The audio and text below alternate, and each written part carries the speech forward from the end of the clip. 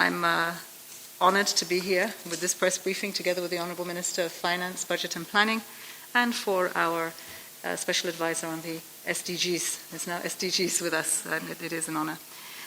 It is a solidarity visit, first, to the governments that we serve, the governments and the people that we help to serve and accompany on various missions, whether they are development, humanitarian, political, in the various offers that the UN has. It is also one of solidarity to UN staff around the world that have remained on the front line in the battle against COVID. COVID is, of course, an unprecedented health crisis, but unfortunately, the side effects of some of the issues that we had to do to suppress the transmission of COVID had to do with the socioeconomic impact. So many developing countries, if not all, are dealing with the socioeconomic impacts of this virus.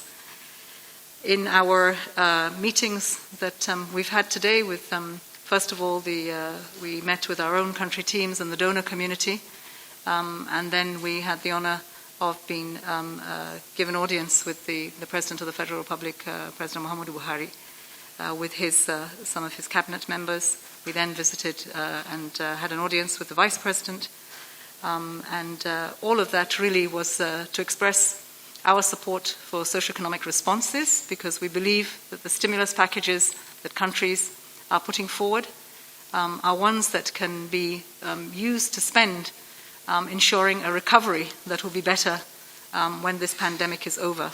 What does that mean? Taking profit of the crisis where you shut down schools. Reaching schools needs connectivity, or reaching children needs connectivity and teachers, so there's an investment that you can make in connectivity. It is an opportunity now also to have a transition on the energy side, which we see the country doing, and was explained to us in the investments on solar.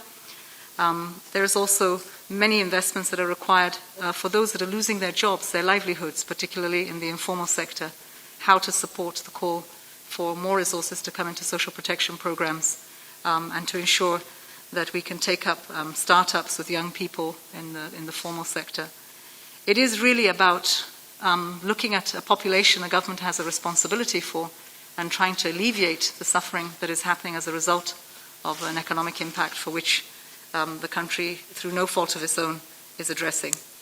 There are other areas of, I think, impact that we can make. Climate change is very real for everyone, so investments in our stimulus packages today are important opportunities to try to do more on climate, which is central to the framing of the SDGs. The Sustainable Development Goals, we all know the first goal is about reaching out and dealing with the end to poverty, but it has so many other components to spending that has to happen in our economies. Now, the Federal Republic of Nigeria, and through the able leadership of the Minister of Finance and Budget and National Planning, have an economic sustainability plan that they've put forward. As with most countries today, in the North, we're finding trillions of dollars that have been spent on their own stimulus packages. However, the barriers to accessing the resources and some of the conditionalities to allow for developing countries like ours in this region has remained quite difficult. The response from the global community, from the G20, has not been as forthcoming as we had thought. So we're also here to hear what some of those barriers are, why, where we can assist in amplifying the ask to help more liquidity, more moratoriums on debt, so that it's not a question of not paying the debt, because many African countries have good macro fundamentals. However, it is about having the moratorium, that we can get to the end of 2021 to free up space for us to deal with the expenditure that needs to happen while this crisis is on. We will be traveling to Borno tomorrow.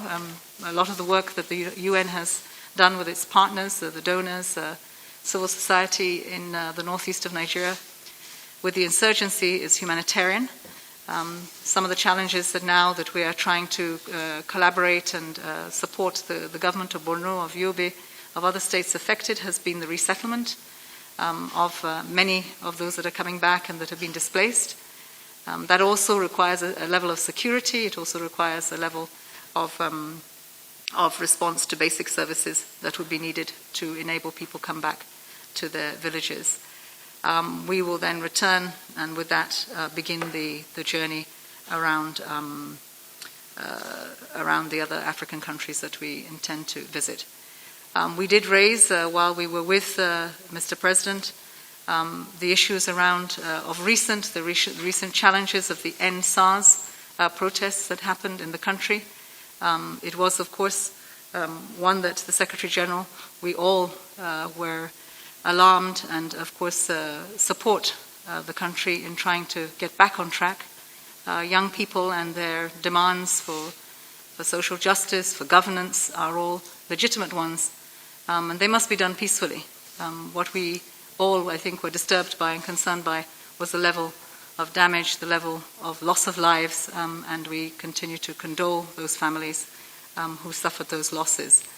I think today was one in which we were encouraged by the efforts that have been made with government to start on that process of engaging with the demands that were made by young people and to start that journey on the reforms that are needed, both in the security sector, but also root causes to many of the issues that are happening today, which is about investing in development.